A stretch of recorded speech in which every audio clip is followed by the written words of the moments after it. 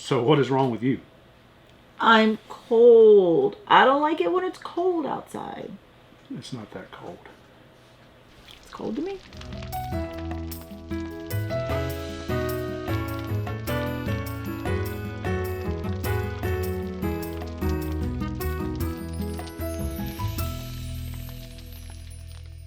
So, it was only 33 degrees last night.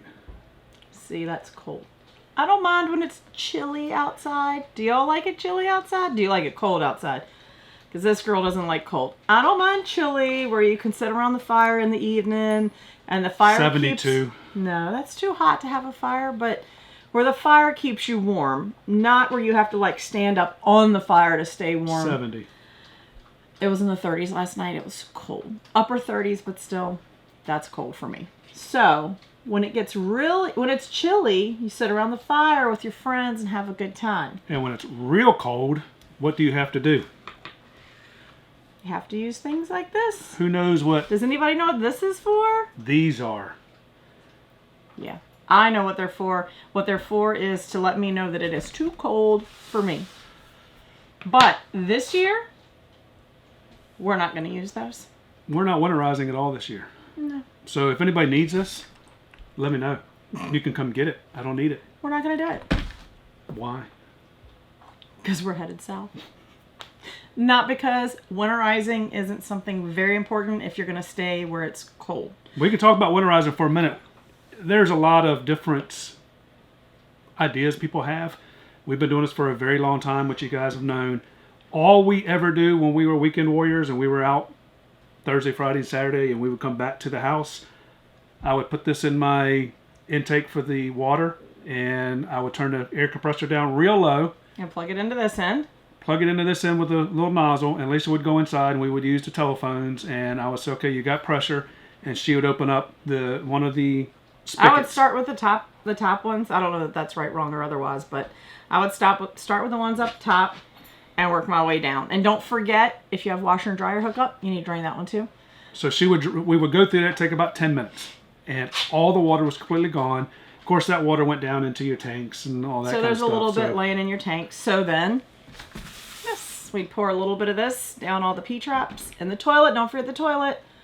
And enough to get down into the tank so that whatever water's down there would kind of be diluted with the antifreeze, because we'd probably be going out the next weekend. But if you're somebody who isn't a weekend warrior, or is, but once it gets like, mid-November, you're not going back out until next year, then you don't need to do just that quick little run through. You might spend a little more time. You might blow it all out. You might drain your tanks. Yeah, make sure you drain your fresh tank. Pour a lot of people forget their fresh tank. And pour lots of antifreeze down there to make sure that everything is covered. Now, some people will take their antifreeze and put their pump in there and run it all the way through until you get pink coming out of all the spigots.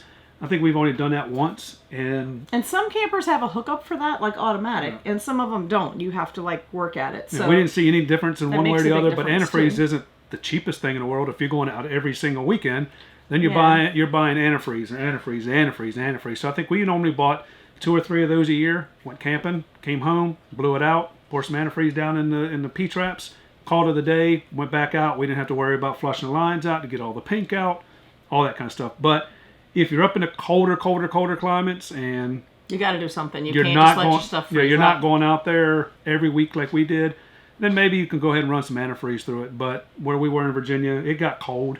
It got freezing. It stayed freezing some parts of the day, and we never had an issue. And I will say that also depends on your rig, because some rigs have like heated underbellies to keep your pipes warm. Some rigs have heated tanks like we do.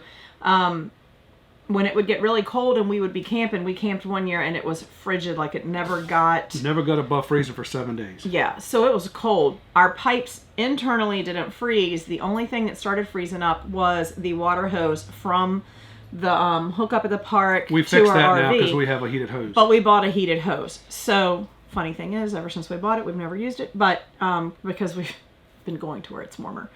But if you're going to camp where it's cold, and you have the right facilities within your rig to keep everything internal from freezing, go ahead and invest. It's a little expensive. I think it was expensive. Just over $100 for this crazy hose. But We'll put a link heated. down at the bottom when we have if you want to get one of those heated hoses. Yeah, and it's heated, so then that takes the one little piece of the equation that you have no control over because your tanks and whatever are heated, and keeps that flowing. Now we've never had it, but there is the instance where the connection at the park, like their water cock, could freeze. But most parks that we've been to that it gets that cold, they have like the insulation, the heated insulation, whatever, around the pipe so that it doesn't tape freeze. Or they put a bucket over top of it and put a light in there to keep you warm. Yeah. So we've never had any issues with that. But that's your Winterizing 101. You can do it either way you want to do it. You can pump the water through, pump your antifreeze through and get it all the way through your pipes and all the way out through your spigots. Or you can just buy one of these little cheap things here and blow them out if you're just going out every other weekend and just put a little bit of antifreeze in it. Some people even do both. Yeah, some people do blow both. it out and then they still suck it through their pipes so that they get it all the way through. And it's, I mean, I guess it's what works for you, and it's going to depend on where you are and what you're using it This is going to be our for. first year. We're not winterizing. We're not winterizing. So what would you rather do? Settle this argument. I am getting him to where he likes the warm weather more, but A little bit, not much. in the past, I'm the one that says, let's head south where it's warmer. He's the one that says, I like the cold. So would you rather head south with me where it's warm and we don't need to use this? Or would you rather stay up here where it's chilly and camp in the cold? Not cold, chilly. It was in the 30s. I'm just saying, and it's only getting colder. It's not going to stay. Camping is better in the fall than it is in the summer. Okay, so you can help settle the argument below. It's not really an argument because he'll go wherever I ask him to take me, but Tell me. he doesn't like the 30 degree anymore either. Because then you have to stay inside. You can't go outside and do fun stuff. If we head south, there's usually water involved and sand.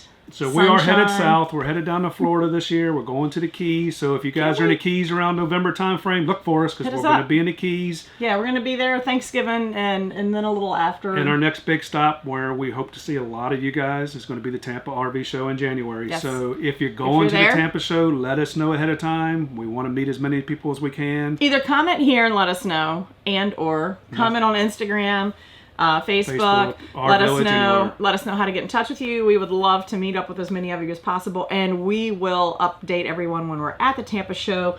Probably the easiest way will be either like a, what do you call the YouTube that's like YouTube Live, like a little quick, I don't know what it's called.